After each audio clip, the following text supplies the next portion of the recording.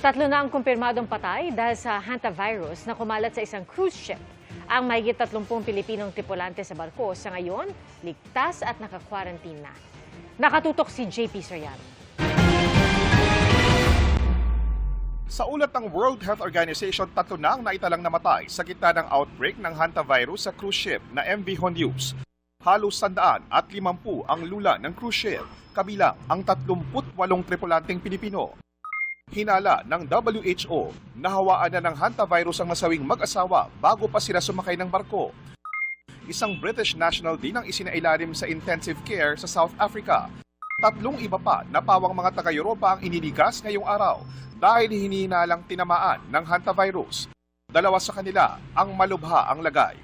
Gagamutin sila sa the Netherlands. Ayon naman sa Swiss government, isang lalaking nagbalik Switzerland matapos sumakay sa Hondius ang ginagamot sa Zurich dahil sa naturang sakit. Napag-alaman ng National Institute for Communicable Diseases ng South Africa na Andes strain ang nakuha ng ilang pasahero. Ang nag-iisang strain ng hantavirus na pwedeng mapasa ng tao sa tao o person-to-person transmission. Ayon sa WHO, kadalasan sa ihi o dumi ng daga nakukuha ang hantavirus. Pero may mga pambihirang pagkakataon daw na naipapasa ito ng tao sa tao. Ilan sa mga sintomas ito ay lagnat, pananakit ng ulo at katawan, pagsusuka at panghihina. Ang Department of Migrant Workers inaasikaso na ang pagpapauwi sa mga Pilipinong tripulante.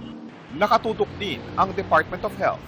Pagkatapos dumating ng ating mga kababayan na doon sa Canary Islands, mag-aantay po tayo ng abiso mula sa World Health Organization kung ano po ang mga gagawin natin na susunod na hakbang. Ayon sa Department of Health, may kakayanan naman ng Health Department para itest ang mga individual na na-expose sa sakit na hantavirus, gaya ng 38 Pilipinong sakay at nagtatrabaho sa MV Hondius. Ayon sa WHO, mababa ang banta ng nasabing virus sa global public health. This disease is not COVID, and we have said it many times as WHO.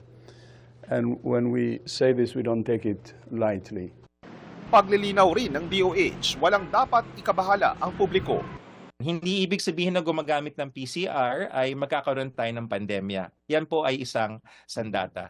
Ready po ang ating mga laboratories at anuman po ang magiging susunod na hakbang, kukunin natin mula sa abiso ng World Health Organization.